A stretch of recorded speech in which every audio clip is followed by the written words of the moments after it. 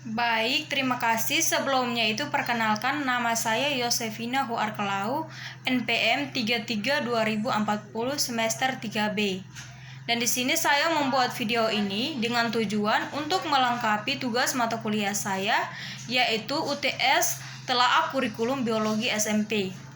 Baik, di sini saya akan menjawab ada 3 soal UTS dari mata kuliah Telaah Kurikulum Biologi SMP. Soal pertama, kurikulum diartikan sebagai rencana dan pengaturan. Jadi, jelaskan arti kurikulum sebagai rencana dan kurikulum sebagai pengaturan serta dengan contohnya. Baik, di sini saya akan menjawabnya, tetapi sebelumnya itu kita harus mengetahui terlebih dahulu apa itu kurikulum. Jadi, kurikulum di sini adalah seperangkat rencana dan pengaturan mengenai tujuan isi dan bahan pelajaran serta cara yang digunakan untuk mencapai tujuan pendidikan tertentu. Jadi, arti kurikulum sebagai rencana karena dari pemerintah yang merencanakannya dan menyusunnya untuk instansi atau lembaga. Lalu, kenapa kurikulum sebagai pengaturan?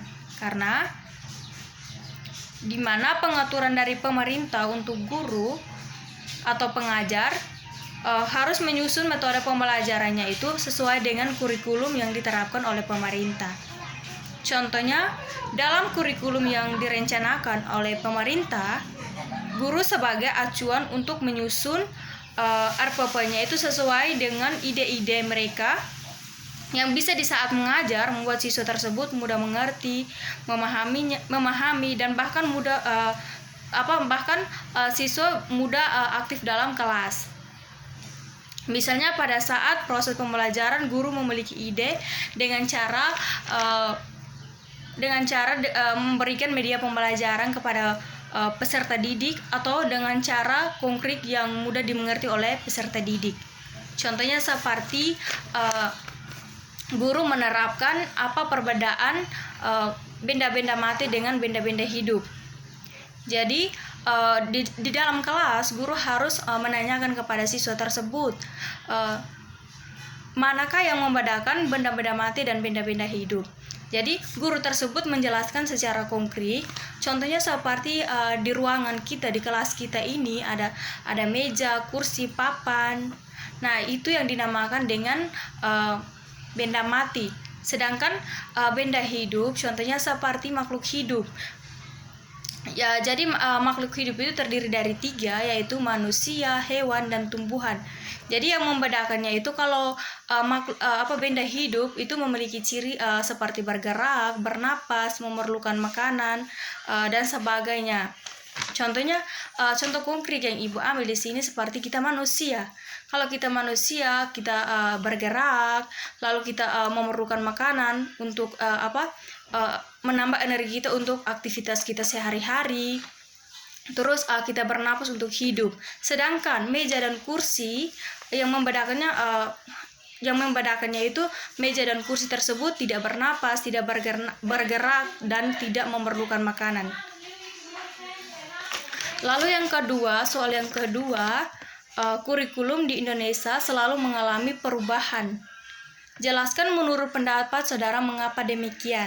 Baik, di sini saya akan menjawab pertanyaan yang kedua. Kurikulum di Indonesia selalu mengalami perubahan karena mengikuti adanya perkembangan zaman yang terjadi, terutama perkembangan ilmu pengetahuan dan teknologi.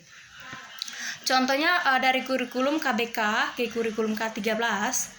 KBK artinya kurikulum yang berbasis kompetensi. Jadi pada kurikulum KBK pengetahuan proses penilaiannya itu guru atau pengajar itu mengukur karakter peserta didik itu dari kompetensi kemampuan siswa baik melalui sikap, perilaku dan pemahaman siswa tersebut.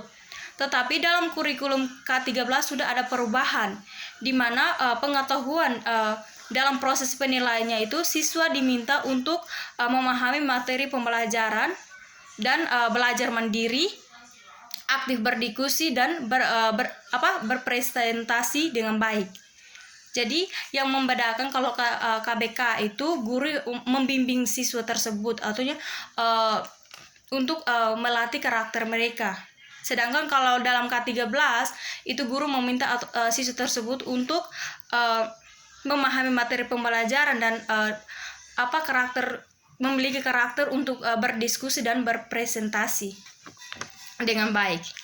Lalu yang ketiga, soal yang ketiga, perumusan tujuan kurikulum berpedoman pada kategorisasi tujuan pendidikan atau taksonomi tujuan pendidikan. Jadi pertanyaannya, apa saja yang menjadi kategori tujuan pendidikan tersebut? Baik, di sini saya akan menjawab pertanyaan nomor 3, di mana kategori tujuan pendidikan sebagai produk mengembangkan kemampuan peserta didik untuk menjadi pribadi yang beriman, bertakwa kepada Tuhan Yang Maha Esa, berakhlak mulia, sehat, berilmu, kreatif, mandiri, dan menjadi warga negara yang demokratis serta bertanggung jawab. Dan juga kategori tujuan pendidikan itu dengan sendirinya, kenapa kita berpendidikan, seseorang berpendidikan untuk memanusiakan manusia baru. Artinya kita berpendidikan untuk kedepannya kita memiliki pekerjaan yang layak. Dari saya sekian, terima kasih.